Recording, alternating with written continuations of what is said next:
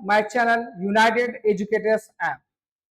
आज हमने स्टार्ट किया है क्लास 11th का एक मैराथन सीरीज, जहां पे बच्चों को देखा गया है कि बहुत सारे बच्चे बहुत लेट ज्वाइन करते हैं स्कूल, तो उन सारे बच्चों का लगभग कोर्स पीछे हो जाता है। तो उन्हें घबराने की बिल्कुल जरूरत नहीं है।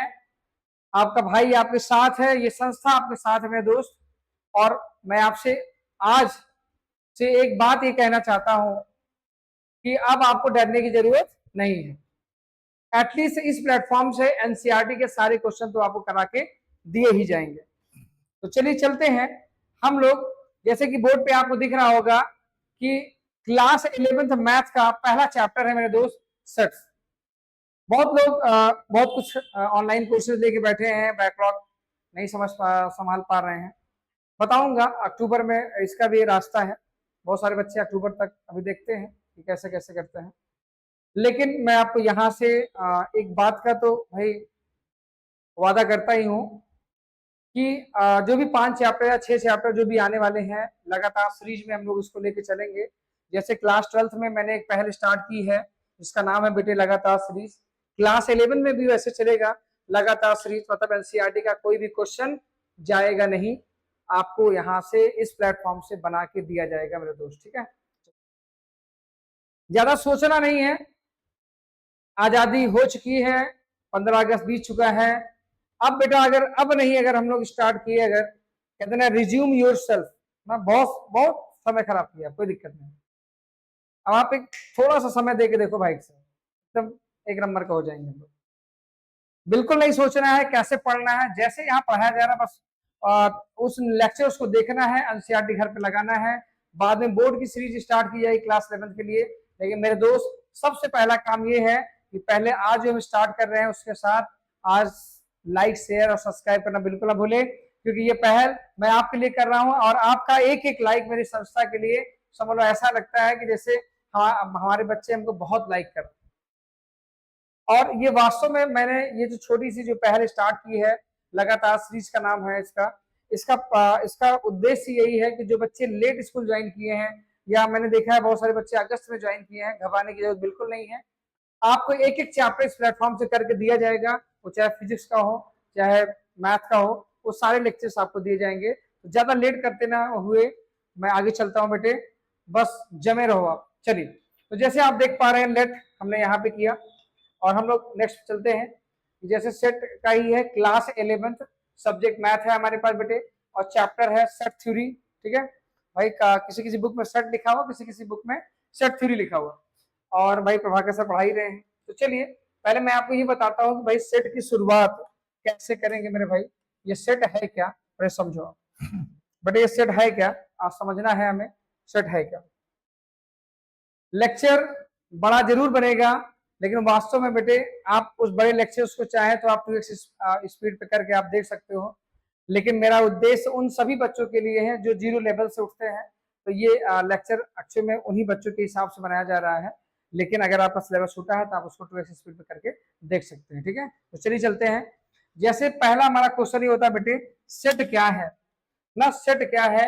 सबसे पहला हमारा क्वेश्चन बनता है बेटे कि सेट क्या है। ठीक है, सेट क्या है सर। चलिए हम लोग चलते हैं सेट को लेके। भाई सेट क्या है, सेट को लेके चलेंगे हम लोग कि सेट क्या है और सेट क्या है। वास्तव आज हम लिखेंगे कि भाई सेट क्या है। ठीक है, सेट है क्या। ठीक है, चलो मेरा भाई सेट क्या है बताइए, सेट क्या है। सेट बड़ा छोटा सा शब्द है जो हमारी लाइफ से डेली होके जाता है। डेली आप देखे होंगे कि आपके घर में डेली ये चीज यूज की जाती है। पापा मम्मी को बोलते हैं पैंट शर्ट का सेट लेके आओ, मम्मी पापा से कहती हैं कि भाई कप का सेट लेके आओ, गिलास का सेट लेके आओ, बोलते हैं ना ऐसा कुछ, सुने होंगे आप। वो छोड़ो, आप जब सिस्टर जो है माँ के साथ जब जाती है बाजार में, तो सिस्टर क्या बोलती है, मम्मी कंगन का सेट लेना है। कंगन का सेट सोचिए आप कैसे यूज कैसे किया जा रहा है, कंगन का सेट। मम्मी ऐसा है ना किचन में कप जो है सब टूट गए हैं, कप का सेट दिखाओ। तो मम्मी जो है भाई दुकान वाले के पास जाएंगे और बोलेंगी कि भाई साहब एक कप का सेट दिखाओ। तो मेरे भाई क्या जब आप कप का सेट बोलते हो तो क्या वहां गिलास का सेट दिया जाता है? बोलिए, नहीं ना सर। इसका मतलब है सर, आप बोलते हो, मैं आपके आपके शब्दों का ही लिखता हूँ कि भाई आप बोलते हो बेटे, क्या बोलते हो? आप बोलते हो भाई कप का सेट दे दो, कप का सेट दे दो, बोलते हो ना आप कप का सेट। ठीक। आप बोलते हो भैया भाई कंगन का सेट दे दो, कंगन का सेट दे दो। आप समझिए, पहले बातों को समझिए यार कि आप सेट का यूज कहाँ कहाँ करते हो। आप बोलते हो भाई गिलास का सेट दे दो, दुकान में बोलते हो ना गिलास का सेट दे दो, गिलास का सेट। ठीक, गिलास का सेट दे दो। पापा बोलते हैं भाई कोट पैंट का सेट दे दो, कोट पैंट का सेट, बोलते हैं ना ऐसा। टी शर्ट का सेट दे दो। आप खुद ही सोचो, आप जब कभी मार्केट आप जाते हो बेटे तो आप भी यही कहते हो कि भाई टी शर्ट का सेट दिखाओ। जैसे मैंने देखी टी शर्ट का सेट निकाला है, जीन्स पहना हो नीचे, तो जी शर्ट और मतलब शर्ट और जीन्स का जो है एक सेट है। और आप देखते होगे जो है कि जनरली आप भी पहनते होगे, तो आप ऐसा नहीं है कि आप जो है मतलब टी शर्ट के नीचे जो है फॉर्मल पैंट पहनते हो, ऐसा नहीं है। ठीक है, कोट का सेट दे दीजिए आप। ठीक है, तो आप बहुत सारी चीजें आप इसको देखते होंगे कि ऐसा ऐसा होता है। ये जो सेट है ना बेटा, इसका मतलब है कि this is the well defined. अब देखो वर्ड्स यूज करते हैं, वेल डिफाइंड ना। अब देखो यहाँ पे कोई बोले भाई नंबर का सेट दे दो, नंबर 1 2 3 4 5, ऐसे बोलते हैं ना आप, जनरली आप ऐसा ही बोलते हो कि नहीं? सेट को आप अपनी लाइफ में यूज करते हो। आप बोलते हो भाई इंटीरियर में आप जाते हो, बोलते हो कमरे के सेट के हिसाब से आप इंटीरियर यहाँ पे बनाइए। सेट का मतलब होता है well defined collection, well defined. अब सेट क्या होता है बेटा? सेट होता है well defined collection of object. क्या बोलते हैं हम लोग इसको? बोलते हैं क्या बेटे? इसको बोलते हैं वेल डिफाइंड। क्या बोलते हैं हम लोग? अब बोलते हैं हम लोग अ well defined, a well defined, a well defined collection of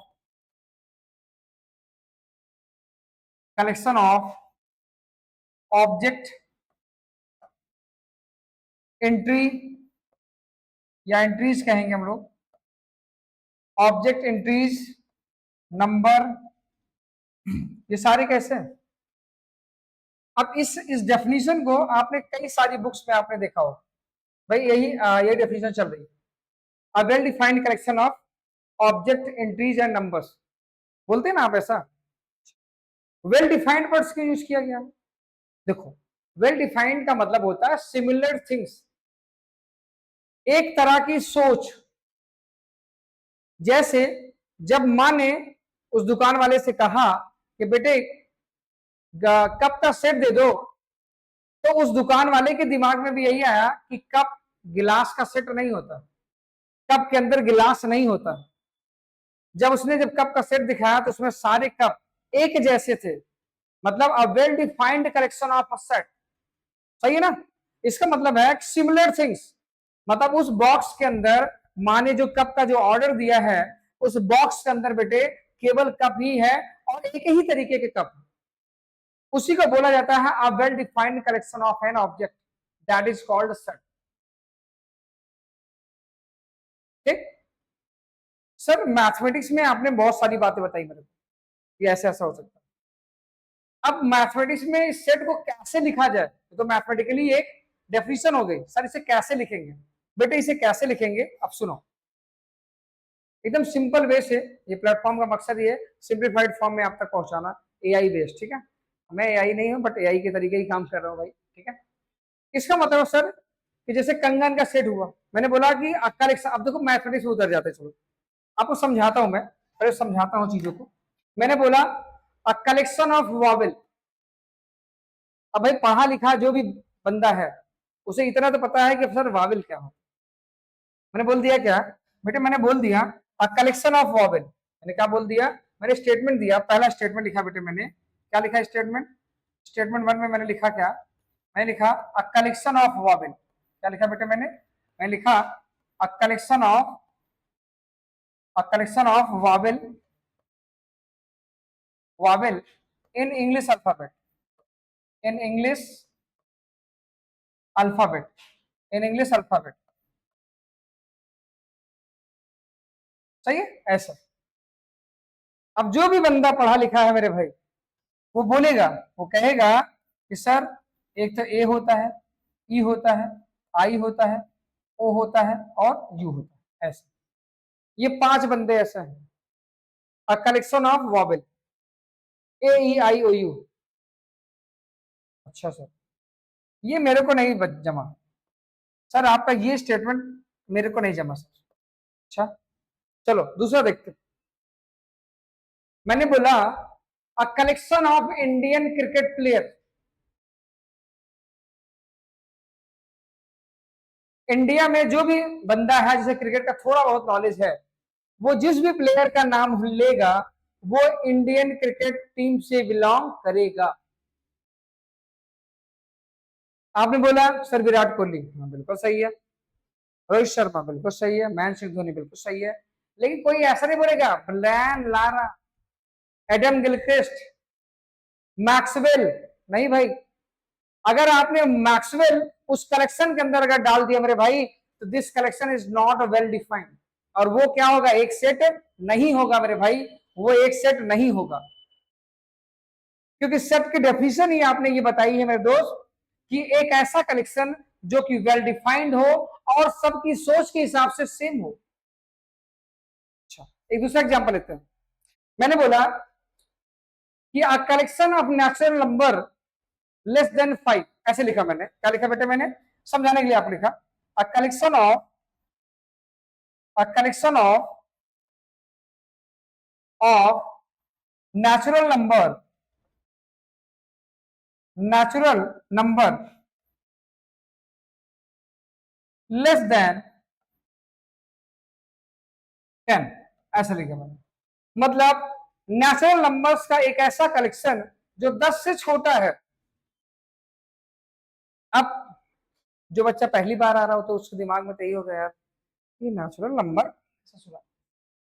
बेटा वो नंबर जो बचपन से पढ़ते आ रहे हैं, और वो नंबर बेटा जो 1 से स्टार्ट होता है, वही नंबर नेचुरल नंबर्स होता है। मतलब 1 से स्टार्ट होने वाले नंबर्स नेचुरल नंबर्स कहे जाते हैं। तो चलो हम शुरू करते हैं। जैसे आपने देखा 1, आपने बोला भाई 2, 3, 4, 5, 6, 7, 8, 9। क्या हम 10 को रखेंगे? नहीं, क्योंकि यहां पे एक वर्ड्स लगा है बेटे, क्या? Less than. तो ये जो करेक्शन है मेरा बेटा, ये जो करेक्शन है एक वेल डिफाइंड करेक्शन हुआ। और जो भी बंदा पढ़ा लिखा है उससे अगर आप पूछेंगे तो वो भी यही आंसर देगा, 1 2 3 4 5 6 7 8 9। मैं भी वही दूंगा, आप भी वही दोगे। इसका मतलब है हमारी जो चीजें हैं वो वेल डिफाइंड हुई। इसका मतलब है कि हमारा ये करेक्शन कैसा है, वेल डिफाइंड है। And it is called a set, इसे आप सेट बोल सकते हो। सही है, चलो आगे चलते हैं। मैंने बोला अ कलेक्शन ऑफ इंडियन रिवर। अब भारत के वो लोग जो इंडियन रिवर के बारे में जानते हैं, ऐसा तो है नहीं मिस्र की नील नदी बोल देंगे, नहीं ना। बोलेंगे स्टार्ट, मां गंगा, यमुना, सरस्वती, ब्रह्मपुत्र, गोदावरी, कृष्णा, कावेरी, सतलज। ये सारे कलेक्शन इंडियन है। लेकिन अगर आपने यहां पे मिस्र की नील नदी डाल दिया और चाइना की हांगकांग नदी अगर यहां पे मेंशन कर दिया, ये करेक्शन वेल डिफाइंड मेरे भाई नहीं होगा। और अगर ये करेक्शन वेल डिफाइंड नहीं है, इसका मतलब ये रीसेट नहीं होगा। क्यों? क्योंकि हमने यहाँ पे जो स्टेटमेंट दिया है बेटे, मैंने यहाँ लिखा है, मैंने यहाँ पे क्या लिखा है, मैंने बेटे यहाँ पे लिखा हुआ है कि अ कलेक्शन ऑफ, मैंने लिखा है कि अ कलेक्शन ऑफ इंडियन रिवर। क्या लिखा बेटा मैंने यहाँ, अ कलेक्शन ऑफ इंडियन रिवर। अब बताइए आप, इंडियन रिवर। तो आपने क्या बताया, आपने बोला माँ गंगा, और सही। आपने बोला जमुना, आपने बोला माँ सरस्वती, आपने बोला कृष्णा, ठीक। आपने बोला कावेरी, मतलब आपने इतनी नदियों का नाम लिया, लेकिन ये सारी नदियां किससे बिलोंग कर रही है मेरे भाई? इंडिया से बिलोंग कर रही है। इसका मतलब है ये कलेक्शन कैसा होगा? वेल डिफाइंड होगा मेरे भाई। ये कलेक्शन कैसा होगा? वेल डिफाइंड कलेक्शन होगा। चलिए क्या लिखते हैं, a collection of novel of Munshi Premchand.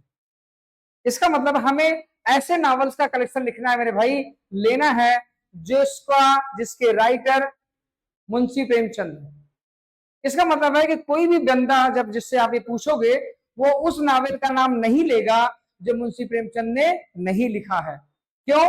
क्योंकि अगर मुझे उसे उस कलेक्शन को वेल डिफाइंड दिखाना है तो मुझे नॉवेल्स के नाम वही रखने होंगे जिस नॉवेल्स को मुंशी प्रेमचंद ने लिखा हुआ है। सही है? क्योंकि यहां पे a collection is well defined, मैंने बोला a collection is well defined, मैंने कहा, इसलिए मैंने कहा। अच्छा, मे भी ये चीजें थोड़ा सा आपको समझ में आ रही होंगी मैं कैसे कर रहा हूं। सबसे पहला काम क्या है पता है बेटे? पहला हमारा ये काम है, हमारा जो पहला जो चैप्टर है बेटे, हमें पहले ये सीखना होगा कि वो कलेक्शंस, वो कैसे कलेक्शंस होते हैं जो वेल डिफाइंड होते हैं। मैंने अभी क्या बताया, अगर आपका आंसर पर्सन टू पर्सन अगर चेंज हो रहा है, इसका मतलब है कि this collection is not well defined. ये कलेक्शन वेल डिफाइंड नहीं होगा मेरे दोस्त, ये कलेक्शन ही वेल डिफाइंड नहीं होगा। और जो कलेक्शन वेल डिफाइंड नहीं हो सकता वो सेट भी नहीं हो सकता, वो सेट भी नहीं हो सकता मेरे दोस्त, वो सेट भी नहीं हो सकता। सही है? अच्छा, चलिए अब थोड़ा सा हम आपको आगे लेके चलते हैं और दिखाते हैं कि देखो हमने जो भी बातें कही हैं, अब आप इसको अगर आप देखेंगे, टेक्नोलॉजी का यूज करेंगे अगर हम लोग यहाँ बैठे, थोड़ा सा ये समझिए आप यहाँ पे अगर आप देखोगे तो मैंने यहाँ पे कुछ थोड़ा सा कुछ नंबर्स लिए हैं, मैथ के कुछ नंबर्स हैं जो कि आपको वहां थोड़ा सा दिख रहे होंगे, आप अगर ध्यान देंगे। जैसे पहला नंबर क्या बेटे मेरे पास क्या बोला, देखो आप देखिए, कुछ पहले से प्री डिफाइंड ऐसे सेट है जिनका एक नेमिंग है, एक नेमिंग स्ट्रक्चर है। कैसे? ये दुनिया में जितने भी लोग हैं बेटे ना, ये सब एक सेट है, ये सब ही एक सेट है। मेरा नाम क्या, प्रभाकर त्रिपाठी, मेरे पिताजी का नाम क्या है, वो भी त्रिपाठी फैमिली से बिलोंग करते हैं। तो मैं भी कैसा हूं, एक सिमिलर कलेक्शन हूं मैं। आपको हमारे जो कलीग हैं आनंद सर को ये नहीं बोल देगा कि ये हमारे फैमिली के जो है वो है, मतलब एक मेंबर्स। नो, ये मेरे फ्रेंड्स हैं। ये कलेक्शन वेल डिफाइंड नहीं होगा अगर मैं उनको इंक्लूड करता हूं, बिकॉज उनका सरनेम चेंज हो गया। चलिए आगे चलते बताता हूं। एन क्या बेटे? अ सेट ऑफ नेचुरल नंबर है, देख रहे हो आप? एन क्या बेटे? एक सेट ऑफ नेचुरल नंबर है। अब देखिए, एक set of natural number.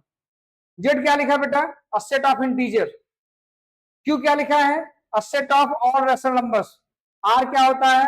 A set of real number. और जेड प्लस होता है a set of positive integer. और क्यू प्लस होता है a set of positive rational number. और आर प्लस होता है बेटा पॉजिटिव रियल नंबर। ये सब आप पहले से भी जानते हैं, लेकिन मैंने एक करेक्शन यहाँ पे रखा आपको सिर्फ समझाने के लिए। ठीक है? मे भी थोड़ा सा कुछ आइडिया तो आपको हो ही गया। ठीक है, चलते हैं। अगर आपको अभी भी नहीं समझा है तो मेरे भाई एकदम इंटरेस्टिंग बात को समझाने जा रहा हूँ, आज ये बताते हैं। अब देखो यहाँ पे मैंने आपका एक एनसीईआरटी लिया भी है, मैं इसको समझा देता हूँ आपको मैंने यहाँ पे क्या लिया है, आप समझ लीजिए। देखो अगर आप यहाँ देखेंगे, यहाँ पे देखेंगे बेटे, तो यहाँ पे क्या बोला है, देखो यहाँ पे अगर ये थोड़ा सा स्क्रीन, ये एनसीईआरटी का ही स्टेटमेंट है, मैंने बहुत नहीं लिया है। देखिए अगर आप यहाँ पे देखोगे बेटे, यहाँ पे अगर आप देखोगे तो यहाँ पे एक वर्ड्स आया है। क्या वर्ड्स आया भाई? सर यहाँ वर्ड्स आया है अ well defined collection of object. देख रहे हैं आप? क्या क्या हो सकता है? कह रहा है कि ऑब्जेक्ट हो, एलिमेंट्स हो और मेंबर्स हो। ठीक है? Set are usually denoted by a capital letter, बताते हैं इसका भी नेमिंग करेंगे। Elements of the set represented by the small letter. अच्छा, एकदम से ठीक है, इनका काम खत्म हुआ। अब समझते हैं, थोड़ा और डिटेल में समझते हैं चीजों, और डिटेल में मैं आपको समझाता हूँ बेटे, और डिटेल में समझाता हूँ चीजों। ठीक है, कैसे सर आपने तो बता तो दिया, लेकिन अभी बहुत सारी चीजें बची हुई हैं। दो तीन चीजों से हम लोग बचेंगे, जैसे मैंने बोला अ कलेक्शन ऑफ मोस्ट टैलेंटेड। देखो सुनो, लाइन समझिए बेटा। मैंने बोला कि अ कलेक्शन ऑफ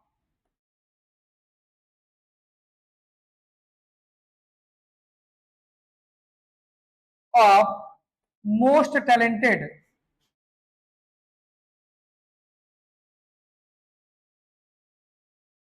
मैथमेटिशियन।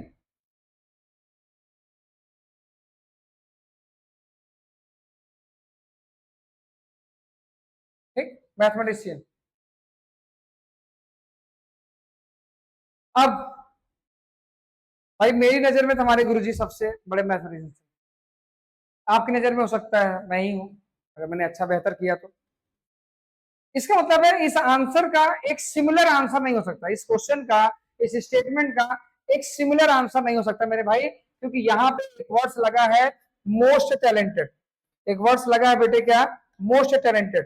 देख लीजिए ये वर्ड्स जो लगा है मोस्ट टैलेंटेड, ये हमेशा एम्बिग्यूटी एक वर्ड्स होता है। इसका मतलब होता है कि आपका आंसर कैसा होगा बेटे, डिफरेंट। आपका आंसर क्या करेगा, डिफर करेगा पर्सन टू पर्सन। तो इसका मतलब सर ये कलेक्शन यहां आप लिखेंगे, इसका आंसर कैसे लिखोगे बेटे, इसका आंसर लिखोगे, यहां लिखोगे कि दिस कलेक्शन मतलब आप आंसर कैसे लिखोगे, this collection is not well defined. ये कलेक्शन क्या है बेटा, वेल डिफाइंड नहीं है। तो ये जो कलेक्शन है ये वेल डिफाइंड बेटे नहीं है, means it is not a set. क्या लिखोगे, it is not a set, it is not a set, ये कोई सेट नहीं हो सकता। अच्छा और लगता है, तो थोड़ा और चेंज करते हैं क्योंकि ये सब बताना बहुत जरूरी है। और चलो मैंने बोल दिया अ कलेक्शन ऑफ मोस्ट ब्यूटीफुल। अब इस क्वेश्चन में मजा आ जाएगा सब। मैंने बोला अ collection of most beautiful actress. अरे भाई मेरे को सीधे भी अच्छी लगती है, अभी माधुरी दीक्षित अच्छी लगती है मेरे को अभी तो। भाई मेरी एक्ट्रेस है अच्छी, आपको आजकल की हीरोइन अच्छी लगती होंगी, किसी को कुछ और अच्छी लगती होंगी, अरे किसी को तो कुछ और ही अच्छी लगती होंगी। क्या इस स्टेटमेंट का एक सिंगल आंसर हो सकता है, आप खुद ही सोचो। किसी को आजकल की आलिया भट्ट अच्छी लगती होंगी, सही है कि नहीं।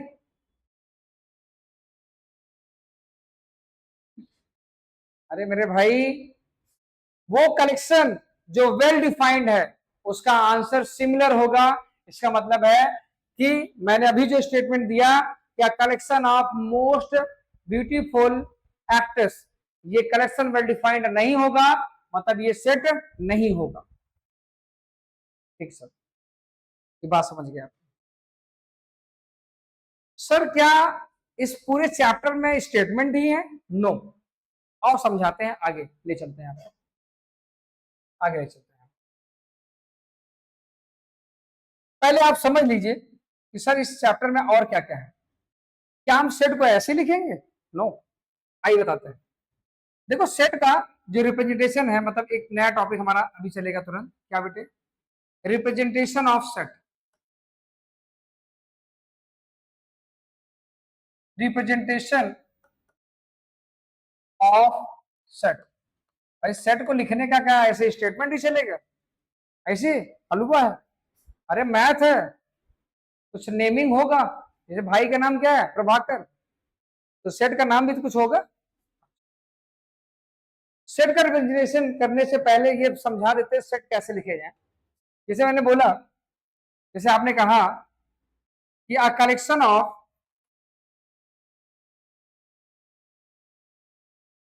अ कलेक्शन ऑफ, वही लेते पुराना example, Wavell of English alphabet, English alphabet. ठीक, अब हमें पता चल गया कि ये एक वेल डिफाइंड कलेक्शन है। तो इनको लिखने का जो तरीका होगा बेटे, हमने एक सेट का नेम कर लिया, ये ए है, और हमने यहाँ पे ए, ई, आई, ओ और यू ऐसे रखा। सर क्या इन्हें ऐसे लिखते हैं, हाँ बिल्कुल बेटे ऐसे लिखते हैं। बेटे ये जो है ये सेट नेम है, ये सेट नेम है, ये सेट नेम है। मतलब जैसे मेरा नाम प्रभाकर है, इस बंदे का नाम क्या है, ये बंदे का नाम क्या है, ए है। ये क्या है बेटे, इन्हें बोला जाता है एलिमेंट ऑफ सेट। क्या कहा जाता है? एलिमेंट ऑफ सेट कहा जाता है। ठीक, और एलिमेंट ऑफ सेट जो होते हैं वो कॉमा करके लिखे जाते हैं। कैसे? It is separated by the commas. आगे देखेंगे। सर ये दोनों कौन है? ये कुछ अलग दिख रहा है मेरे को। सर ये कौन है? बेटे इसको बोलते हैं करली ब्रेसेस। करली ब्रेसेस कहते हैं। ठीक, या इसे मिडिल ब्रैकेट्स भी बोल सकते हो आप, मिडिल ब्रैकेट्स। ठीक है, मिडिल ब्रैकेट्स बोलते हैं। इसका मतलब है, अब देखो यहां पे ये स्टेटमेंट इतना इंपॉर्टेंट है कि हम तुमसे क्या ही कहें। मतलब मिडिल ब्रैकेट से ही सेट के एलिमेंट्स को रिप्रेजेंट करता है। मतलब ओपनिंग और क्लोजिंग के अंदर जो भी स्टेटमेंट लिखे जाएंगे कॉमा करके, उन्हें हम लोग सेट के एलिमेंट्स कहे जाते हैं। ठीक, क्या सर ऐसे ही लिखते हैं?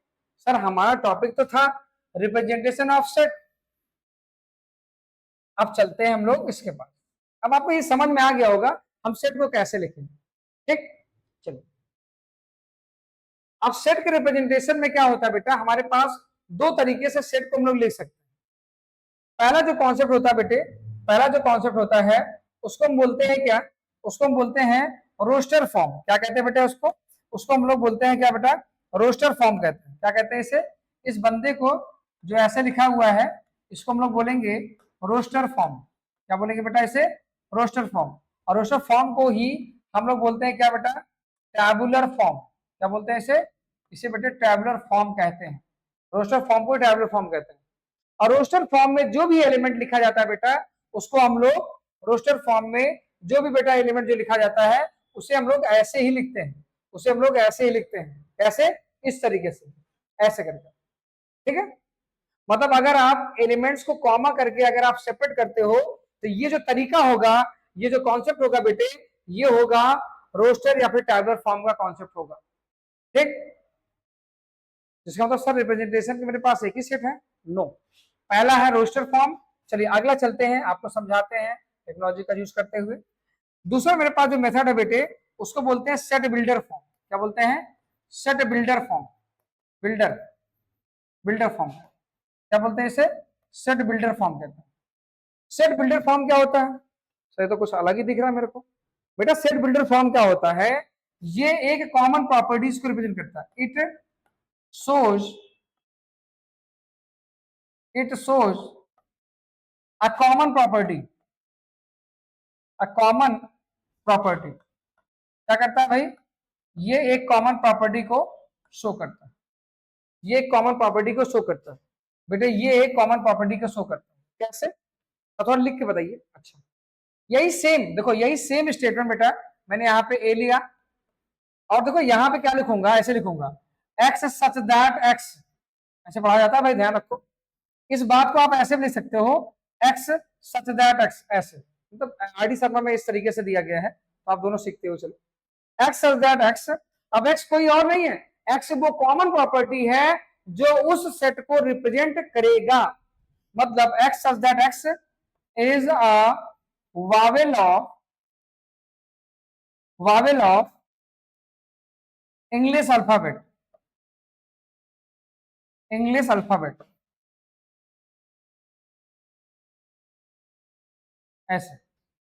इसका मतलब है सर कि अगर हम अपने स्टेटमेंट को इस तरीके से अगर लिखें तो वो जो तरीका होता है बेटा उसे हम लोग सेट बिल्डर फॉर्म बोलते हैं। उस तरीके को हम लोग क्या बोलते हैं? उस कॉन्सेप्ट को हम लोग बेटा क्या बोलते हैं? सेट बिल्डर फॉर्म कहा जाता है। क्या कहा जाता है बेटे? सेट बिल्डर फॉर्म कहा जाता है। उस कॉन्सेप्ट को क्या कहा जाता है? सेट बिल्डर फॉर्म कहा जाता है। सही है, चलिए। तो मैंने आपको ये समझाया बेटे, मैंने आपको इस वाले कॉन्सेप्ट में मैंने ये समझाया कि एक सेट को आप किस तरीके से लिख सकते हो। ठीक है, मतलब रिप्रेजेंटेशन मैंने आपको दो तरीके से आपको समझाया। पहला मैंने बेटा आपको समझाया रोस्टर फॉर्म या फिर उसे टैबुलर फॉर्म बोलते हैं, जिसमें आप किसी भी एलिमेंट को कॉमा से सेपरेट करके आप लिख सकते हो। और दूसरा मेथड होता है क्या बेटा? Set builder form. ये एक कॉमन प्रॉपर्टीज को शो करता है और इसको लिखने का जो तरीका होता है बेटे वो ऐसा होता है x such that x is a vowel of English alphabet. मैंने इसी करेक्शन को जो करेक्शन मैंने यहाँ पे दिया था बेटे, मैंने जो करेक्शन यहाँ पे दिया था उसी के बेसिस पे मैंने इस क्वेश्चन को बनाया है। इसका मतलब है सर सेट के अंदर आपको तीन चीजें आपको ध्यान रखनी है। पहला, जो गिवन स्टेटमेंट है, इतना मैंने आपको समझाया, जो गिवन स्टेटमेंट है, first we have to identify this statement is a well defined or not. अगर वेल डिफाइंड है तो वो एक सेट हो सकता है, मतलब एक सेट होता ही है, हो सकता नहीं है, वो एक सेट होता ही है मेरे दोस्त। और उस सेट को लिखने का हमारे पास दो तरीका है। पहला मेरे पास क्या है बेटे, पहला हमारे पास है रोस्टर फॉर्म या इसे टैबलर फॉर्म बोलते हैं, और दूसरा हमारे पास होता है सेट बिल्डर फॉर्म। और रोस्टर फॉर्म में आप कॉमा करके लिखते हो, और सेट बिल्डर फॉर्म में बेटा आप इसे एक स्टेटमेंट में आप इसको लिख सकते हो। अभी क्वेश्चन आएगा मैं आपको दिखाऊंगा ये स्टेटमेंट जब नंबर्स या फ्रैक्शन आ जाते हैं बेटे, हम इसे चेंज भी कर सकते हैं, हम इसे चेंज भी कर सकते हैं। आई होप ये चीजें आपको बिल्कुल समझ में आ रही है बेटा। ये युद्ध का मैदान है, इसमें लड़ना ही होगा, तभी मैथ आपको आएगा। मेरा जो स्टेटमेंट है सिंगल कि संघर्ष नहीं जिसके जीवन में, ये बहुत मोटी सी बहुत प्यारी सी लाइन है मेरे दोस्त, कि संघर्ष नहीं है जिसके जीवन में, वो बेटा अभागा होगा। इसलिए अभागा होगा क्योंकि अगर आप अपने कंफर्ट जोन में चले गए हो ना, मोबाइल पा गए हो बेटा, अगर तुम मोबाइल पा गए हो तो मुझे पता है तुम ऑनलाइन बैच ले चुके हो। अब उस ऑनलाइन बैच को तुम कितना पढ़ रहे हो बेटा, तुम खुद से धोखा कर रहे हो। ऐसा मत करो मेरे दोस्त, restart yourself today right now. आज से ही आप अपने आप को रिस्टार्ट करो मेरे दोस्त, आज से ही करो। चलो चलते हैं अगले कॉन्सेप्ट की तरफ। अब सर हम समझ गए, अब मैंने एक बेसिक कॉन्सेप्ट आपको बता दिया, मैंने एक बेसिक कॉन्सेप्ट आपको बता दिया कि एक सेट को कैसे लिखा जाए, एक सेट को कैसे रिप्रेजेंट किया जाए, दोनों मेथड में से किसी मेथड से आप कैसे लिख सकते हो। मैंने आपको सारी बातें आपको समझा दी हैं। अब आप अपनी एनसीईआरटी खोलो और शुरू हो जाओ। लगातार सीरीज में आपका स्वागत है दोस्त। चलिए चलते हैं लगातार सीरीज के साथ। पहला क्वेश्चन, पहला क्वेश्चन है मेरे भाई, ये आपकी एनसीईआरटी है और ये पहला क्वेश्चन है। क्या है, कह रहा है कि अ कलेक्शन ऑफ ऑल, बेटे क्या कह रहा है, कह रहा है a collection of all the month of year beginning with letter J. कह रहा महीनों के, उन महीनों के नाम आप बताओ जिनका पहला लेटर जे से स्टार्ट होता है। तो मेरे भाई ये कलेक्शन कैसा हो, अरे मैं आपसे पूछता हूँ यार, तुम बताओ। सर हम भी कुछ ऐसे कुछ पढ़े यार, एक तो जनवरी हो था, दूसरा जून हो था, और तीसरा जुलाई हो। तो सर ऐसा कुछ पढ़े हैं, ऐसा कुछ पढ़े तो क्या आप भी यही उत्तर देंगे? बोलो, कमेंट करके बताओ, क्या आप भी यही आंसर दोगे मेरे दोस्त? अगर आप भी यही आंसर दोगे और मैं भी यही आंसर दूंगा तो इसका मतलब क्या हुआ, this collection is a well defined. ये कलेक्शन वेल डिफाइंड है, it is called a set. आप यहाँ क्या लिखोगे कि मेरे दोस्त इसको हमने एक मिडिल ब्रैकेट्स के अंदर प्लेस कर दिया और यहाँ पे सिर्फ केवल एक स्टेटमेंट पास किया कि this collection is well defined. क्या लिखूंगा, this collection, collection is well defined, is well defined. ये कलेक्शन कैसा है, वेल डिफाइंड है, and it is called a set. क्या लिखोगे, it is called a set. ये एक सेट होगा मेरे भाई, ये एक सेट होगा। देख लो आप, अब चाहो तो आप यहाँ पे इस सेट का एक नाम दे सकते हो ए, ऐसे। देख लो मैंने पहला क्वेश्चन सॉल्व किया है, लगातार सीरीज में पहला क्वेश्चन सॉल्व कर दिए। चलो दूसरा क्वेश्चन आते हैं। एनसीईआरटी आप ओपन कर लीजिए, देखिए एक एक क्वेश्चन बना के दूंगा मेरे भाई इस प्लेटफॉर्म। क्या कह रहा है दूसरा, अ कलेक्शन ऑफ मोस्ट टैलेंटेड। अरे मेरे भाई मोस्ट वर्ड अगर आ गया जान जीवन में खतरनाक हो गया तुम्हारे लिए। कोई मोस्ट नहीं है, कोई नहीं मोस्ट। इस जीवन में अगर कोई मोस्ट है तो वो है आपकी मेहनत बस, और कोई नहीं। क्योंकि मेहनत से ही हम सब कुछ पा सकते हैं। और मेहनत कहाँ करना है, मेरा डायरेक्शन में नहीं मेरे भाई, पढ़ाई पे करना है। पढ़ाई से सब कुछ हासिल होता है, और बस यही समझ लो आप, पढ़ाई के अलावा कुछ भी नहीं है जीवन में, पढ़ाई से सब कुछ पा सकते हो। चलिए क्वेश्चन में चलते हैं वास्तव। अ कलेक्शन ऑफ मोस्ट लिखा है, आप एनसीईआरटी ओपन कर लीजिए, मोस्ट टैलेंटेड। अब ये बताओ टैलेंटेड ऑफ इंडिया। अरे यार मेरे को तो मोस्ट टैलेंटेड कौन दिखता है, मुंशी प्रेमचंद। कोई कहेगा हमको अच्छे नहीं लगते हैं। सही है ना। इसका मतलब है ये जो वर्ड है मेरे भाई, ये जो वर्ड है मैं आपको बताता हूं बेटा, ये जो वर्ड्स है मेरे पास, मोस्ट टैलेंटेड ना, ये जो वर्ड्स है मेरे दोस्त, ये जो वर्ड्स है मोस्ट टैलेंटेड, देखो ध्यान सुनो, ये जो वर्ड्स है मेरे भाई मोस्ट टैलेंटेड, ये क्या बोलेगा, ये कहेगा मेरे भाई ये कलेक्शन वेल डिफाइंड नहीं है। यहां लिखोगे दूसरे क्वेश्चन में क्या लिखोगे, यहां लिखोगे बेटे क्या कि दिस कलेक्शन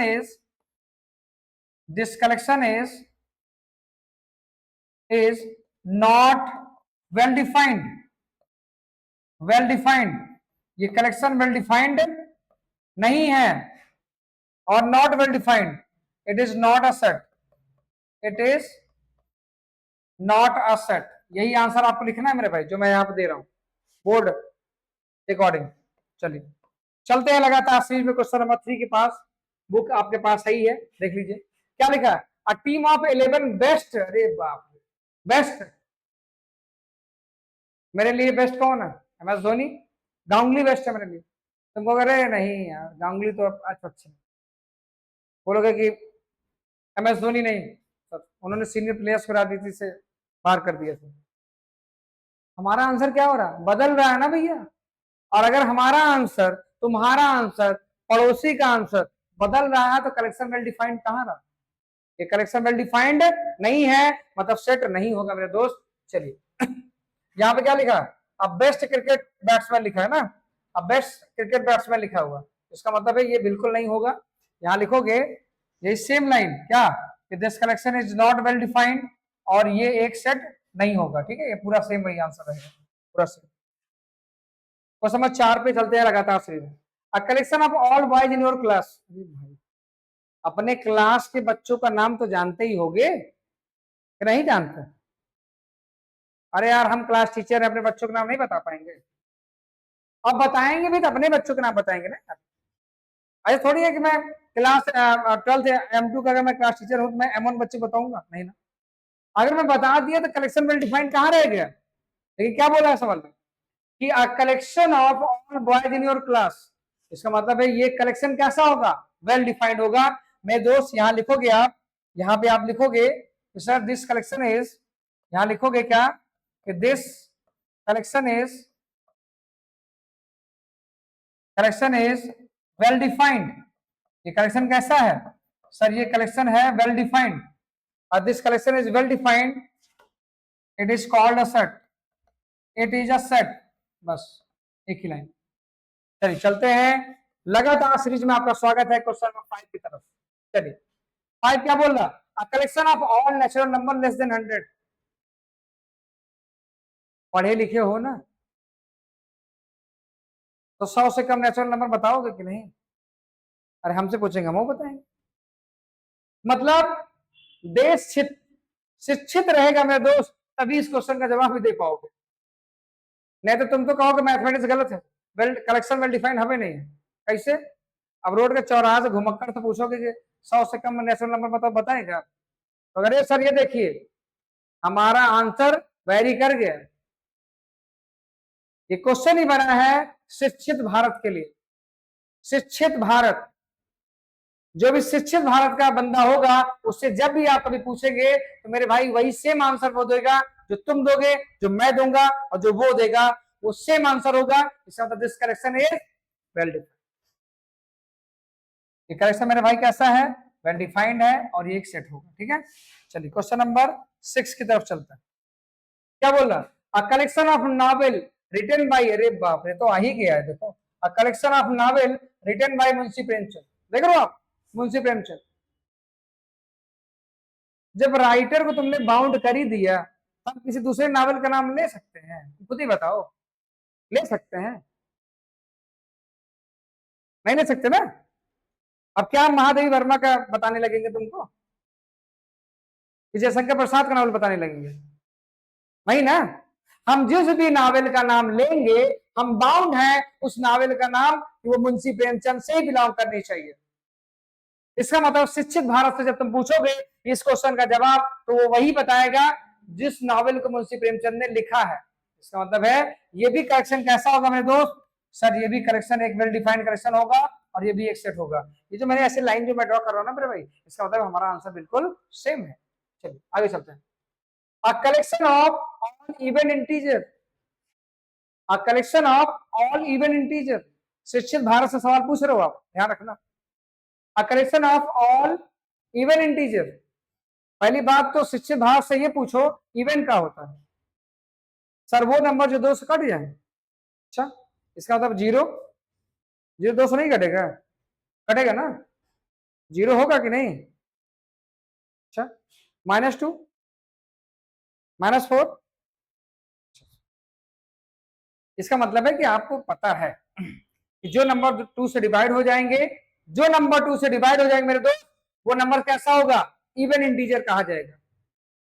सही है, तो इसका मतलब है सर इवन इंटीजर्स में अगर हम लोग लेते हैं, मान हम 0 शुरू करते हैं, 0 2 4 6 8, ये नंबर्स कैसे हैं, इवन भी हैं और इंटीजर्स भी हैं। ये कलेक्शन शिक्षित भारत वही देगा जो तुम दोगे, जो मैं दूंगा। इसका मतलब है ये कलेक्शन कैसा होगा मेरे दोस्त, ये कलेक्शन कैसा होगा। 7th का जवाब आपके सामने तैयार है, 7th का जवाब मेरे भाई आपके सामने तैयार है कि आप देखिए यहाँ पे भी क्या हो रहा है, यहाँ पे भी क्या हो रहा है मेरे दोस्त। इसका भी जवाब कैसा होगा सर, ये वेल डिफाइंड है और ये एक सेट को रिप्रेजेंट कर रहा है।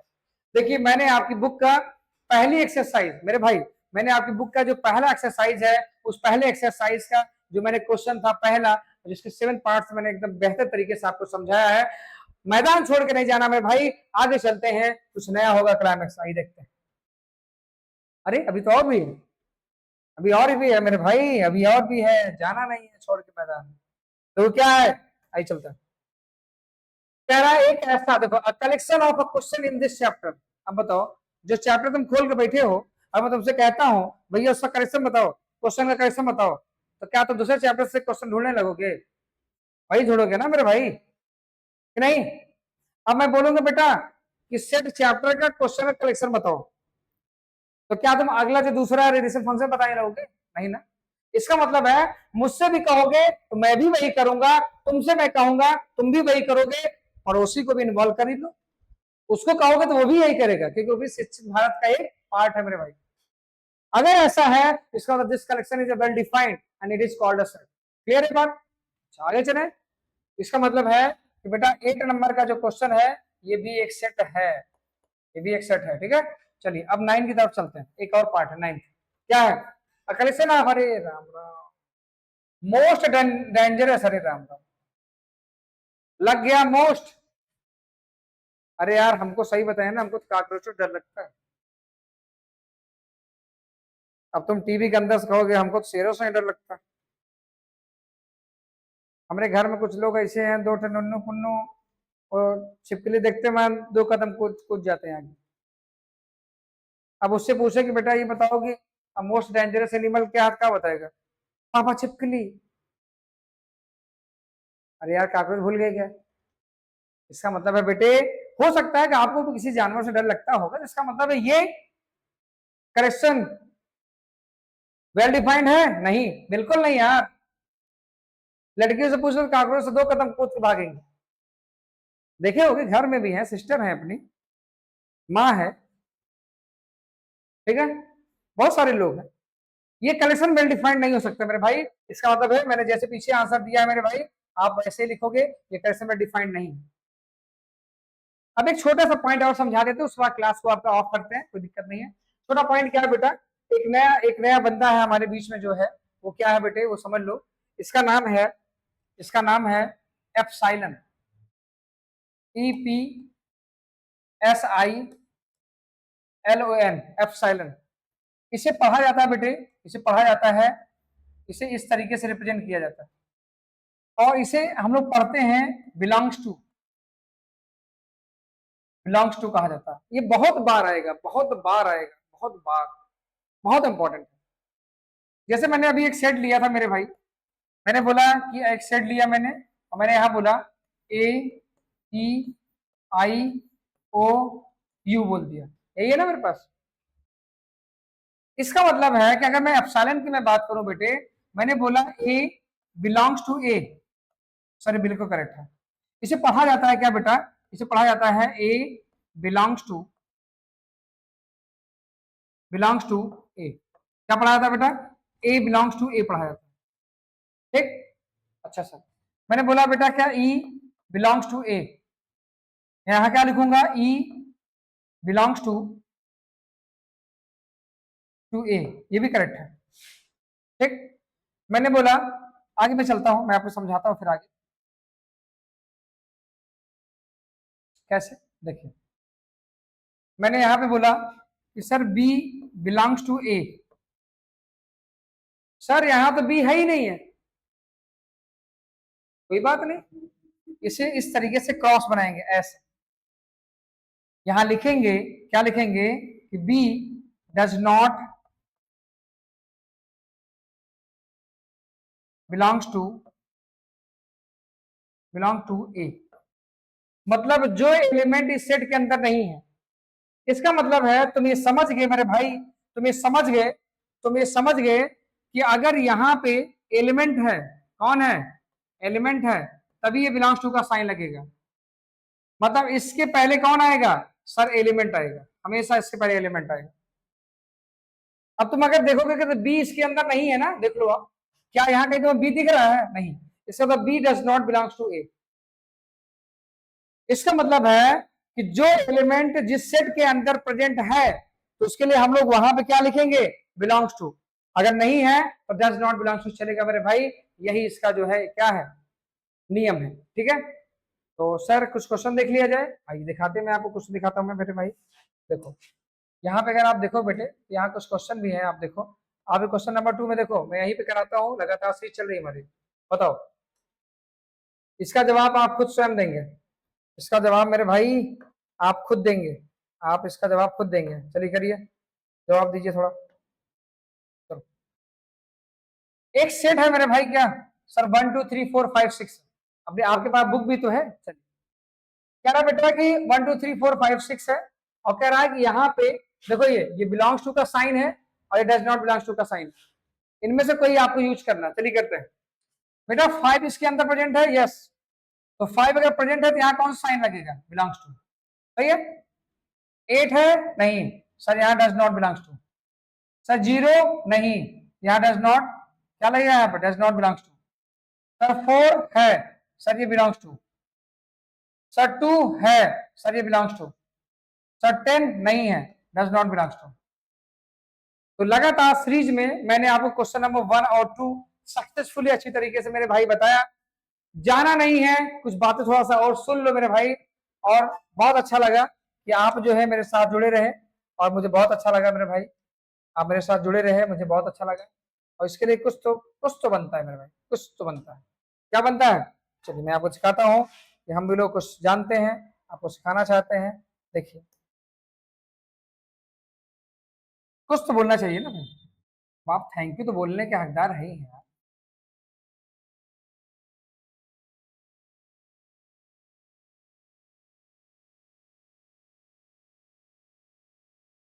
ये लास्ट में इसलिए लिखा जाता है मेरे भाई, जिससे आपको ये पता चले कि हम लोग एआई बेस्ड टेक्निक से आपको पढ़ा रहे हैं। तो ऑब्वियस बात है, मैं एक एआई बोल सकते हैं आप, मैं एआई हूं।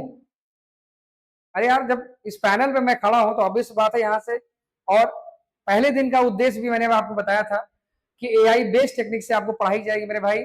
और आज एक छोटा सा चैप्टर मैंने स्टार्ट किया, सेट थ्योरी।